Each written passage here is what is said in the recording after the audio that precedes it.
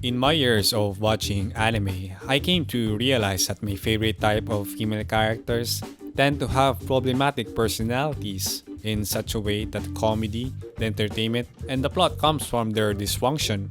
Tomoko's socially inept behavior made her an outcast. Aqua's general stupidity caused the many problems that her group had to face. Chitose's arrogance and laziness put her career as a voice actress at risk.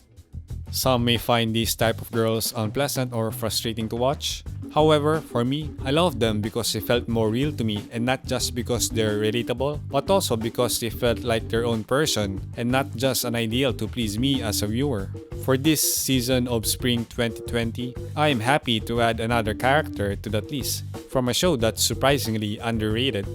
Nami Kitekure is about Minare Koda, a loud-mouthed 26-year-old woman, as she takes her first steps for her new career as a radio DJ. If I were to describe her in one word, a hot mess. She doesn't take her job seriously and is constantly in danger of getting fired. Even though her ex-boyfriend cheated and ran away with her money, she almost got back together with him with only one date. She's so messed up that her own downstairs neighbor, on more than one occasion, had to carry her on his back to her room every time she fell drunk at his doorstep. To top it all off, she almost had the very same neighbor falsely arrested for murder. With all that said, every one of my favorite characters tend to have one thing that makes them admirable. In Minare's case, she has a gift that makes her special that is consistent with one particular theme of the show, the idea of going beyond the scope. This theme is made obvious by the fact that the restaurant that Minare worked at was named after a satellite that was only intended to go to Jupiter and Saturn, but it exceeded the scope of its mission and went even beyond the solar system. It was described by one author like a great painting or an abiding institution. It has acquired an existence of its own, a destiny beyond the grasp of its handlers. This theme of reaching beyond the goal is exemplified by many characters. Kureko explained to Mizo that people wouldn't hire a person who wishes to be only an assistant, but rather prefer someone who wants to go beyond and become a creator. Tachibana wants to go beyond the plans of her controlling brother and strike her own path as her own person. This theme is also exemplified by Minare as she left her own town of Hokkaido for the real world to arrive at a destiny she never imagined. It's also reflected by how Minare often goes beyond the script that becomes her trademark, which is highlighted by the last segment where she was able to adapt to a sudden earthquake that turned a somewhat by the numbers segment to something that became more. Now that I thought about it, Minare is similar to the Voyager satellite as it sends waves through space to inspire people back at home, which is emphasized by the ending scene where the people look towards the starry sky, where a man-made object is in a distant place beyond human comprehension.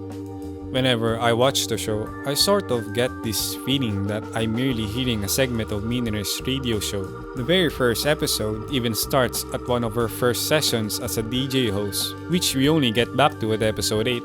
The situations that Minare often lands herself are also somewhat odd and improbable, such as the origins of the restaurant secret and the strange disappearance of the neighbor's wife, or how her ex-boyfriend was saved by her talk show.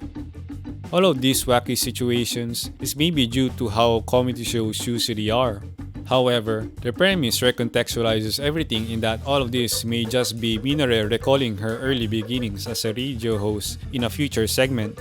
This is bolstered by the way that most of the jokes rely heavily on Minare delivering the setup and the punchline in a way that doesn't completely rely on visual gags to deliver jokes, such as the clue that Minare discovered in Mitsuo's room.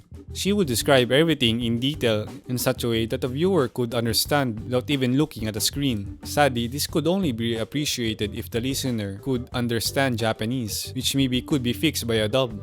Nami Kitekure is a show that relies heavily on whether if you like the main character or not, and I could see why people wouldn't like her, as she can be too loud and frustrating to watch, or be with if she were a real person.